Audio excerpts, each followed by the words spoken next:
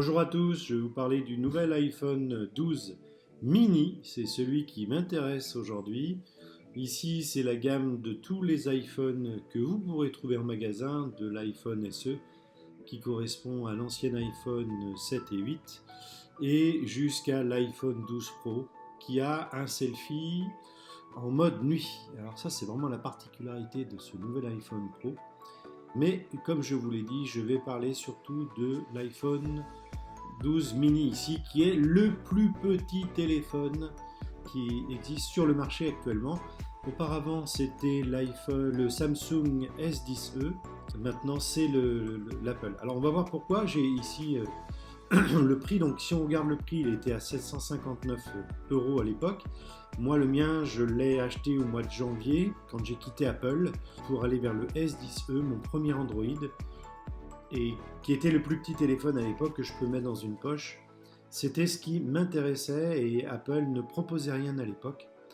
Et voilà, donc je vais comparer ces deux produits. Donc si vous êtes dans le même cas de figure que moi, c'est-à-dire vous cherchez un petit téléphone, eh bien ça va nous permettre de comparer par rapport à un modèle qui n'existe plus, parce que chez Samsung maintenant c'est le S20, et le S20 est un 6,2 pouces, alors que le Samsung S10 est un 5,8 pouces, on le voit ici. Je vais rester d'ailleurs sur cette fiche technique, parce qu'on va voir tout à l'heure par rapport au poids. Et si on compare avec l'iPhone mini, on est sur du 5,4 pouces. C'est intéressant, ici vous avez l'iPhone 12 mini à gauche, et à droite vous avez l'iPhone 12 normal. L'iPhone 10e, il se place entre les deux. Au niveau du poids, il est à 150 grammes, contrairement à 133 et 162. Et au niveau de la longueur, il est à 142 mm au lieu de 131 et 146. Quand je vous dis qu'il est vraiment petit, c'est 1 cm de moins. C'est vraiment génial. On va revenir encore au principe qu'avait expliqué Steve Jobs quand il avait présenté son iPhone en 2007.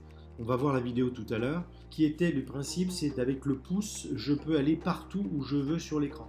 Vous tenez le téléphone dans la main et vous avez le pouce qui se balade pour pouvoir appuyer sur les touches. Aujourd'hui, il n'y a rien d'exceptionnel. Ce qu'on vous présente aujourd'hui, c'est ni plus ni moins qu'un iPhone 5. Donc le prix de base, on voit ici qu'il est passé de 600 $, à 700 $ à peu près. Vous en France, vous devrez payer pour le mini un prix de 809 € pour la version 64 Go. Dès que vous voudrez passer à 256 Go, vous avez à 128, donc 64, 128 ou 256. Et si vous voulez le modèle 256 Go, il vous fera faire un chèque de 1000 €. Pourquoi je parle du 256 Go? C'est que l'iPhone 10 que j'ai acheté ici a la possibilité de recevoir une SD card en plus de sa mémoire interne de 128 Go ou 256. Moi j'ai pris le 128 Go plus une carte micro SD de 128 Go qui était offerte dans le package à 400 €. Puisque vous voyez, les prix étaient de 750 mais descendus aux alentours de 700 €. C'était inclus dedans. Voilà. Alors, maintenant, il n'y a pas de grand mouvement. On revient, vous voyez, le rebord aluminium design. Alors, New Aluminium Design, c'est pas vrai. En fait, ils reviennent à ce qu'avait présenté Steve Jobs avec l'iPhone 5. La particularité, c'est qu'ils sont maintenant IP68 comme les Samsung. Ils ont le petit téléphone, contrairement à l'iPhone SE qui n'a qu'un seul objectif. Maintenant, l'iPhone 12 mini a une double caméra, c'est-à-dire un objectif grand angle et un objectif normal. Alors ça, c'est vraiment intéressant. Désolé pour ceux qui ont pris l'iPhone SE, mais c'est vrai qu'au niveau du prix, on est sur du moitié prix. L'iPhone SE étant moitié prix par rapport à cet iPhone 12. Cet iPhone 12 mini aura la 5G, vous avez 5 nouveaux coloris, alors ça après c'est une histoire de goût. La batterie, ça c'est toujours le point fort de l'iPhone par rapport au Samsung. Et vous avez toujours la possibilité de le recharger sans fil. Alors, Moi, je vais vous expliquer ce que je trouve de bien sur cet iPhone et ce que je trouve de pas bien. Alors, ce que je trouve de bien, c'est ces petits boutons qui sont très pratiques et qui, quand vous l'utilisez en mode GPS sur une moto, ne prennent pas trop de place. Sur le Samsung, c'est vraiment des grandes touches et qui ne sont pas du tout bien placées. Et quand vous voulez le fixer sur votre moto, c'est vraiment pas pratique. Voilà. Donc les prix, je vous les ai expliqués, c'était l'essentiel. Je vous présente maintenant Steve Jobs à l'époque, quand il a présenté son iPhone en 2007. Et là, bon, vous voyez, il se compare par rapport à la concurrence, vous allez voir.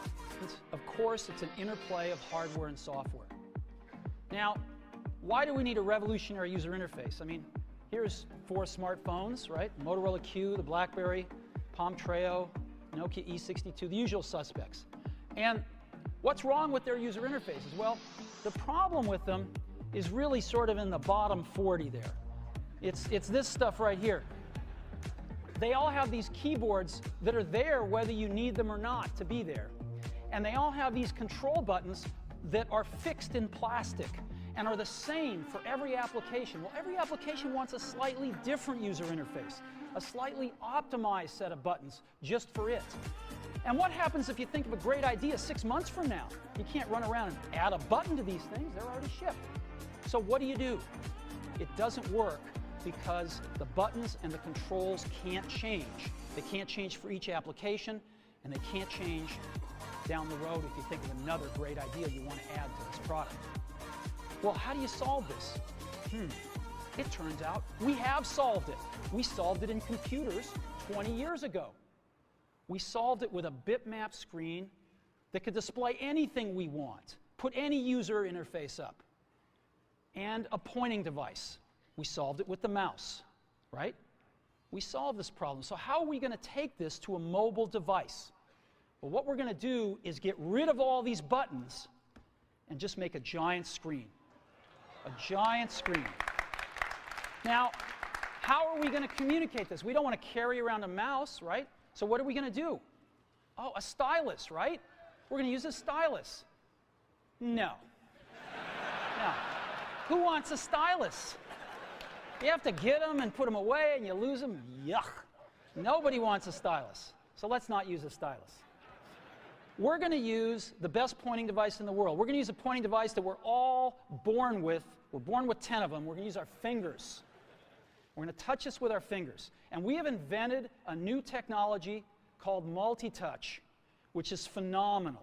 Alors oui, c'est intéressant, c'est-à-dire que Apple n'est plus dans cette logique de faire quelque chose de nouveau, mais plutôt d'améliorer ce qui était ancien. C'est assez intéressant. Alors, je sais qu'il y a beaucoup de gens comme moi qui admirent Steve Jobs et qui pensent qu'il y a un avant et un après Steve Jobs. J'en suis convaincu. Mais voilà, si vous voulez un petit téléphone, il est ici, L'inconvénient, ça va être sa mémoire, je vous l'ai dit. Si vous voulez beaucoup de mémoire, il va falloir que vous prévoyez dès le départ, et surtout si vous voulez télécharger des vidéos ou mettre toute votre bande de musique, soit il va falloir que vous achetiez un abonnement cloud chez Apple, soit pour pouvoir stocker plus d'infos, soit il faudra que vous ayez une grosse mémoire dans votre téléphone. Voilà, c'est à savoir. Et si vous filmez par exemple, vous allez en voyage que vous filmez, compte tenu que les caméras sont de haute qualité, vous allez aussi beaucoup plus remplir vite votre téléphone aujourd'hui qu'autrefois. Autrefois, quand on avait 64, voire l'iPhone 5 était jusqu'à 128 gigaoctets de mémoire maximum, si je ne me trompe pas. Et aujourd'hui, vous voyez, il commençait à 32 gigaoctets, 32, 64, 128. Donc c'était vraiment c'était suffisant à l'époque, ça ne l'est plus aujourd'hui. Donc pensez-y, sachant que moi je vous dis avec le Samsung S10 que j'ai là, je suis très content de sa toute petite caméra incrustée dans l'écran, alors que l'iPhone va manger une partie ici. Donc ça faut le savoir, sachant que l'écran, on reste sur du petit écran de 5,4 pouces, alors que Samsung est de 5,8.